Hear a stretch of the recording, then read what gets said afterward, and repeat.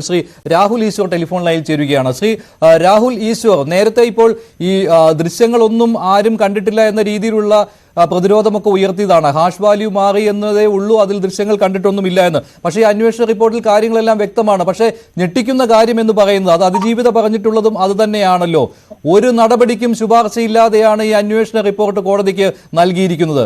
പൊതുസമൂഹത്തിൽ ഇത് എങ്ങനെ വിശ്വസിക്കുവാൻ കഴിയും അവിടെ ഒരു തരത്തിലുള്ള മാനിപ്പുലേഷനും നടന്നിട്ടില്ല എന്ന്? ശ്രീ മഞ്ജുഷ്, 3 കാര്യങ്ങൾ. ഒന്ന്, അതിജീവിതയെ നമ്മളെല്ലാം വലിയ ബഹുമാനിക്കുന്നു, നമ്മുടെ എല്ലാം അഭിമാനമാണ്.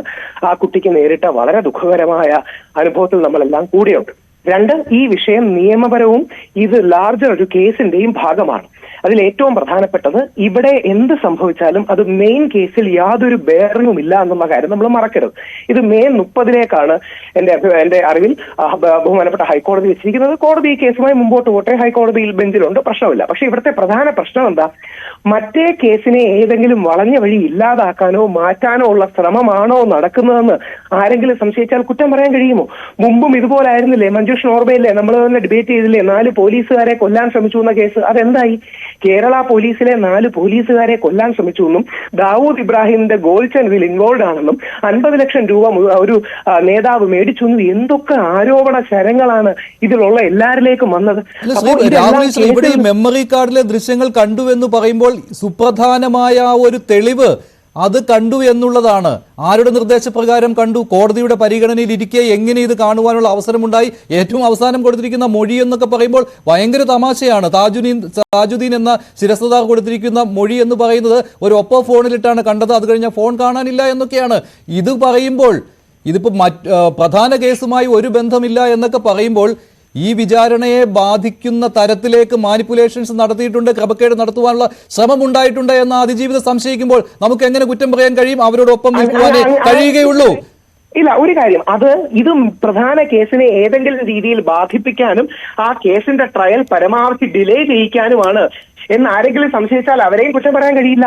അതായത് എന്തെങ്കിലുമൊക്കെ പറഞ്ഞ് കേസ് പ്രൊലോങ് ചെയ്യാനും പുനർവിചാരണയിലേക്ക് പോകാനും മറ്റൊരു കോടതിയിലേക്ക് മാറ്റാനും. കാര്യം ഇതിനൊരു പശ്ചാത്തലമുണ്ട്. ഓൾറെഡി പലതവണ ഹൈക്കോടതിയിലും സുപ്രീം കോടതിയിലും മറ്റൊരു ബെഞ്ചിനെ വേണമെന്ന് പറഞ്ഞ് പോയതാണ്. വ്യക്തിപരമായ ജഡ്ജിയെ അധിക്ഷേപിക്കുന്ന പരാമർശങ്ങൾ ഉണ്ടായി പലർക്കുമെതിരെ കോടതി ലക്ഷ്യമെടുത്തതാണ്.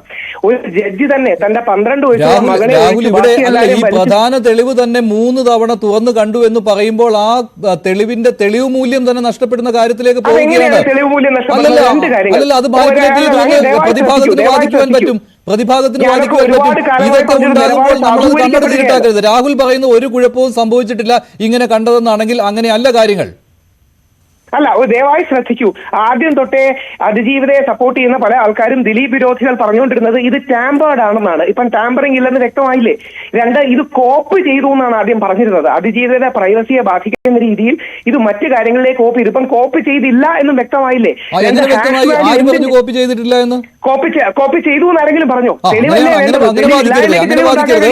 അല്ലല്ല, ഈ അന്വേഷണ റിപ്പോർട്ട് കാണട്ടെ, വെളിയിൽ വരുമ്പോൾ കാണട്ടെ. ഇപ്പോൾ റിപ്പോർട്ടിലോ ഇത് കോപ്പി ചെയ്തു ഒരു സ്ഥലത്തെങ്കിലും ഉണ്ടോ? പിന്നെ വെറുതെ മോശത്തിന് വേണ്ടിയാണ് ഇത് തുറന്ന് കണ്ടത്. ഈ സാധനം തുറന്നു കണ്ടതിന് തീർച്ചയായും അവർക്കെതിരെ നടപടികൾ എടുത്തോട്ടെ. പക്ഷേ അതിനർത്ഥം ഇത് ടാമ്പേർഡ് ആണെന്നല്ല, അതിനർത്ഥം ഇത് എന്തെങ്കിലും ലീക്ക് ചെയ്തു എന്നല്ല. ഇവിടുത്തെ പ്രധാന പ്രശ്നം മെയിൻ കേസിനെ ബാധിക്കുന്ന രീതിയിൽ ഇത് ലീക്ക് ആയോ ഇല്ല, ടാമ്പേർഡ് ആയോ ഇല്ല, ഏതെങ്കിലും രീതി മാനിപ്പുലേറ്റഡ് ആയോ ഇല്ല. ഇത്തരം കാര്യങ്ങൾ ഉണ്ടെന്ന് ഇതുവരെ യാതൊരു തെളിവുകളുമില്ല. 3 ഈ മെമ്മറി കാർഡിന്റെ ദൃശ്യങ്ങൾ പരിശോധിച്ചു എന്ന് ഒരു ജുഡീഷ്യൽ അതോറിറ്റി തന്നെ കണ്ടെത്തുമ്പോൾ അവിടെ ഒരു നടപടിക്കും ശുപാർശയില്ലാതെ റിപ്പോർട്ട് അവസാനിപ്പിക്കുന്നു എന്ന് പറയുമ്പോൾ ആ അന്വേഷണത്തിൽ തന്നെ എന്ത് വിശ്വാസ്യതയാണുള്ളത് ശ്രീ രാഹുൽ ഈശ്വർ? അപ്പോൾ ഈ കണ്ടവരെല്ലാം ഒരു കുഴപ്പമില്ല, ആർക്ക് വേണമെങ്കിലും അല്ല ഈ തെളിവുകൾ ആർക്ക് വേണമെങ്കിലും തുറന്ന് കാണാം എന്നുള്ളതാണോ? ഒരിക്കലുമല്ല.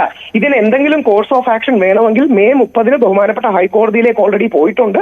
ഈ എതിർ ഭാഗങ്ങളുടെ എല്ലാം വാദങ്ങൾ എതിർത്തുകൊണ്ട് ഇതിന്റെ എല്ലാം റിട്ടേൺ കോപ്പി അതിജീവിതയ്ക്ക് കൊടുക്കണമെന്ന് ബഹുമാനപ്പെട്ട ഹൈക്കോടതി പറഞ്ഞിട്ടുണ്ട്. ഹൈക്കോടതി ഒരു കോഴ്സ് ഓഫ് ആക്ഷൻ തീരുമാനിക്കട്ടെ. പക്ഷേ ഇത് ഉപയോഗിച്ചൊരു പിടിവള്ളിയായി എടുത്ത് പ്രധാന കേസ് അട്ടിമറിക്കാൻ ശ്രമിക്കുകയാണോ? പ്രധാന കേസ് പ്രൊലോങ് ചെയ്യാൻ ശ്രമിക്കുകയാണോ? പ്രധാന കേസിന്റെ മേലിൽ സംശയത്തിന്റെ കരുനീരൽ വീഴ്ത്താൻ ശ്രമിക്കുകയാണോ? അങ്ങനെ തന്നെ ആലോചിക്കൂ. ദിലീപ് 8ാം പ്രതിയായ കേസാണ് ഇതിന്റെ ത്രസ്റ്റ്. അങ്ങനെയല്ല, 8ാം പ്രതിയെ രക്ഷിക്കുന്നതിന് വേണ്ടിയുള്ള ശ്രമങ്ങൾ നടന്നു എന്നാണ് ഇതിൽ നിന്ന് മനസ്സിലാവുന്നത്. ടാമ്പർ ചെയ്യാൻ ശ്രമിച്ചതും അല്ലല്ല, ഈ മെമ്മറി കാർഡിലെ ദൃശ്യങ്ങൾ പരിശോധിക്കാൻ ശ്രമിച്ചതൊന്നും വാദിഭാഗമല്ല, പ്രോസിക്യൂഷൻ അല്ല. ഇവിടെ പ്രതിക്ക് വേണ്ടിയല്ലേ ഇതൊക്കെ നടന്നിട്ടുള്ളത്, അല്ലാതെ എന്തിനാണ് ഇവിടെ നടന്നിട്ടുള്ളത്? പ്രതിക്ക് വേണ്ടി നടന്നത്? ശ്രീ ദിലീപിന് വേണ്ടി ആരെങ്കിലും ഒരാൾ ഈ ദൃശ്യങ്ങൾ കണ്ടാൽ ശ്രീ ദിലീപിന് എന്ത് ഗുണമാണ് ഉണ്ടാകുക? അങ്ങനെ ആലോചിച്ച് നോക്കൂ. ആരെങ്കിലും ഒരാൾ അയാളുടെ തെറ്റായ ഒരു നടപടി കാരണം ഇത് കണ്ടുവെങ്കിൽ ശ്രീ ദിലീപിന് എന്താണ് ഗുണം? അല്ലാതെ തെളിവ് മൂല്യം ഇല്ലാതാക്കാം, തെളിവ് മൂല്യം ഇല്ലാതാക്കാം, അങ്ങനെ വാദിക്കാം. തെളിവ് മൂല്യം ഇല്ലാതെ എങ്ങനെ വാദിക്കും? അങ്ങനെ വാദിക്കാം. മാനിപ്പുലേറ്റ് ചെയ്തു എന്ന് വാദിക്കാം, മാനിപ്പുലേറ്റ് ചെയ്തു എന്ന് വാദിക്കാം, അതല്ല ഒറിജിനൽ എന്ന് വാദിക്കാം. അല്ല, മാനിപ്പുലേറ്റ് ചെയ്യണമെങ്കിൽ ഫയലിന്റെ ഹാഷ് വാല്യൂ മാറണം. സാങ്കേതികത്വം നേരത്തെ താങ്കൾ പറഞ്ഞത് ഒന്നും മാറിയിട്ടില്ല, ആരും കണ്ടിട്ടില്ല എന്നൊക്കെ വാദിച്ച ആളാണ് താങ്കൾ. ശ്രീ മഞ്ജുഷ്, ഒന്നും മാറിയിട്ടില്ല. ഫയലിന്റെ ഹാഷ് വാല്യൂ ഇൻടാക്ട് ആണ്. ഫയലിന്റെ ഹാഷ് വാല്യൂവിന് ഒരു മാറ്റവുമില്ല. എന്നാൽ അത് പ്രത്യേകം ചെയ്തിരിക്കുന്ന മെമ്മറി കാർഡ്, അതിന്റെ പേര് രാഹുൽ മാറ്റി രാഹുൽ 1 ആക്കിയാലും അതിന്റെ ഹാഷ് വാല്യൂ മാറും. ഇവിടെ ഡീറ്റെയിൽസ് ആണ് പ്രധാനം. ഡീറ്റെയിൽസ് ഉണ്ട്. അങ്ങനെ ശ്രദ്ധിച്ചു നോക്കൂ. ഇവിടെ ഫയലിന്റെ ഹാഷ് വാല്യൂ മാറിയോ? ഫയൽ മാനിപ്പുലേറ്റഡ് ആണോ? ഫയൽ എഡിറ്റഡ് ആണോ? പിന്നെ ഏറ്റവും പ്രധാനം, ശ്രീ ദിലീപിനെ ഇതുമായി കണക്ട് ചെയ്യുന്ന ഒരു കാര്യവുമില്ല.